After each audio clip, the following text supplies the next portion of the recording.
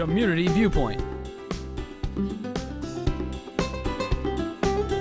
with Maria Hurst.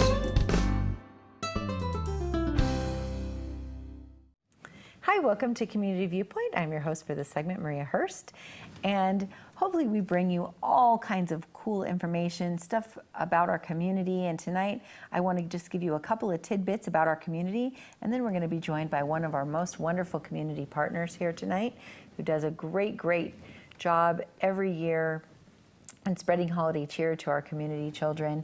So I just want to get a couple of things out of the way.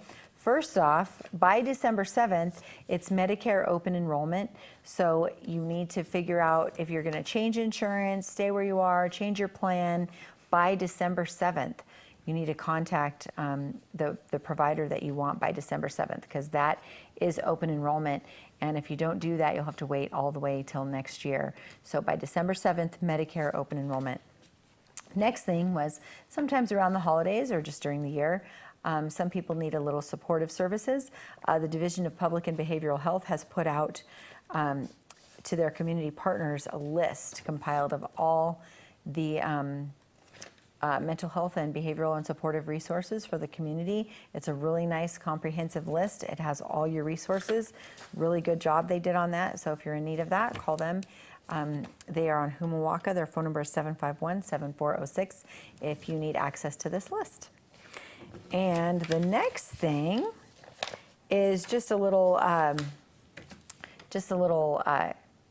pat on the back for Nevada WIC program. Their numbers are now only number 6 in the nation for childhood obesity rates, which sometimes Nevada is at the bottom of that list for different things, for education and things like that. And because of we think because of the increase in breastfeeding rates, that it has helped over the last few years in childhood obesity rates, because breastfeeding does decrease obesity rates. And so just a little pat on the back for them. And if you're interested in the WIC program, you can call 727-4884. And now for our guest, Mr. Danny Pillman from Oasis Outreach. He is the music director, and we're going to find out all about their Christmas run. Hi. Hi, Maria. I just had to get all that stuff out first. So how's it going? It's going good. Thanks for having me on. Thank you for coming on. I always like when you come on. It's always a pleasure. If everybody else can understand like all of our banter. Because we're good personal friends. Yeah. Outside of the station. Yeah. Have been for a couple of years now. Yeah. So I'm here to tell you about the Oasis Outreach annual Christmas run. So let's talk about, I know probably everybody in town knows about Oasis Outreach, but tell me where they are and like when their services are and kind of what they do, just briefly. Oasis Outreach, which I am the head music director of, Awesome. is next to the 12-Step Club on 2nd Street, down the street from the library. They have a food drive. They have a music ministry, of course, that I'm deeply involved with. We congregate on Saturdays, as a matter of fact, at 10:30, and Bible study is at 9:30. If anybody wants to come delve into the Word, I often get much more satisfaction out of the study rather than the service, but I'm there for it all, so come see me from 8 for practice until about 3 o'clock in the afternoon when we close up. We got the farmer's market in the back, and you can come get some fresh veggies. Sometimes we got some meat, some fish, or what have you in the freezers. So if you're hungry and it's Saturday, come on down. We also operate other days besides Saturday throughout the week. I think it actually may be every day, but I think it's 6 to 7 on the other days, 6 in the morning to 7 in the morning. And one of the things I really love about Oasis is people in the community. I mean, this community really sticks together, and Oasis is part of the glue that holds people together, and part of the glue that people, I mean, like, it's a dependable resource. People need food. They give out food. If you need food and you show up between 6 and 7, you're going to get food. So there's no reason why anybody in this community should go hungry. There's lots of food resources out there, but one of my favorites is Oasis because they have helped a lot. Over at WIC, we have sent families in need, and they're really, really helped out my family. Doing God's work if you're feeding, yeah, his children. So yeah, we really appreciate what they do. Nobody should be left hungry. And so that brings us into what you do at Christmas time, which is amazing. It's always on the news. People in town, I think, look forward to it because it's a super fun event. And you just feel so good. I did get to go with you one year. Yeah. And it was so amazing, so amazing. You drove me around all day. I was getting a little nervous, like driving behind all those motorcycles, but it was very fun and very amazing. And I was so... There's over 100 motorcycles to start out with. We're doing it 2 weeks or two weekends this year. Because the need is that great. Yeah. And so we're doing it the 11th, and if you can't make it the 11th, then we're doing it the 18th. Okay.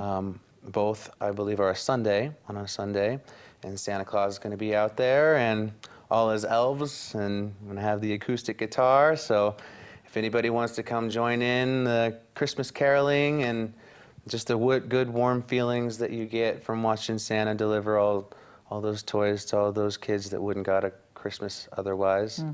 It's a pretty good feeling just to see that, and you don't have to come and stay the whole time like you did, Maria, and drive me around. You can just, get a little taste and then go warm up because it gets cold towards the end of the day, as you know.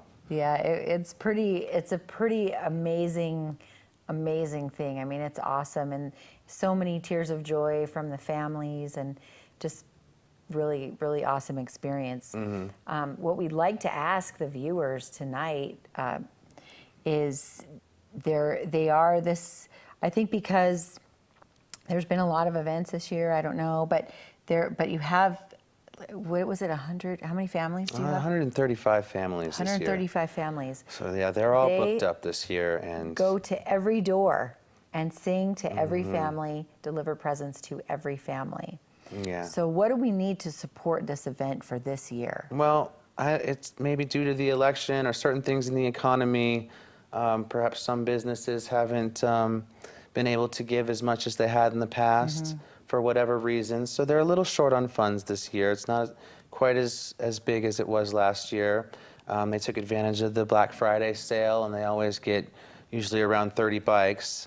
Okay. So I think they were able to do that this year. In fact, I know they were.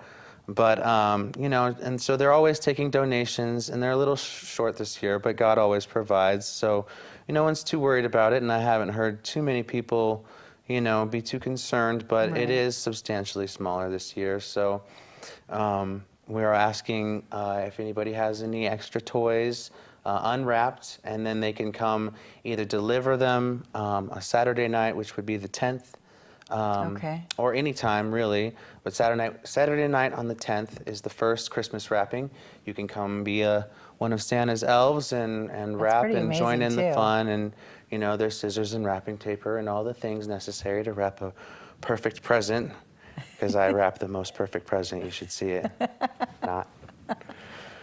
Hey, it's wrapped with love. Yeah. It's wrapped with love. And so if somebody wanted to donate wrapping paper, do you need some of that? Wrapping paper, they got a lot of wrapping things. Wrapping paper, toys. What age groups do you think are most in need this year for toys?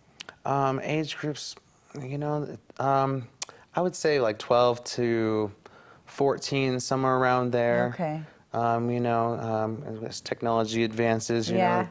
kids' appetites get a little bit more hungry, I suppose, and the older you get, the more expensive the gifts get, I'd imagine. But even for like those tablets, if somebody wanted to donate a tablet or two, you can get those for a pretty good deal, and see the look on their face if they get a tablet. Some of them are expecting some low-end toys, and they get really blown away when Santa gives them a big bike or something like that. So, it's making a life that doesn't have these things on the everyday basis, presenting these things to these kids. I was blown away by seeing, the faces on these kids. They're so, they're like, you see these things on TV, you know, when somebody's presented with, like, when they win the lottery, Yeah. they get that big check and they're just like freaked out. Yeah. This is like those kids. And you wonder if they're faking it. They're not faking it. Yeah, these kids It's- are just like, oh my gosh, and the kids are crying, and it's just like, it's you very know, real. You see a teenager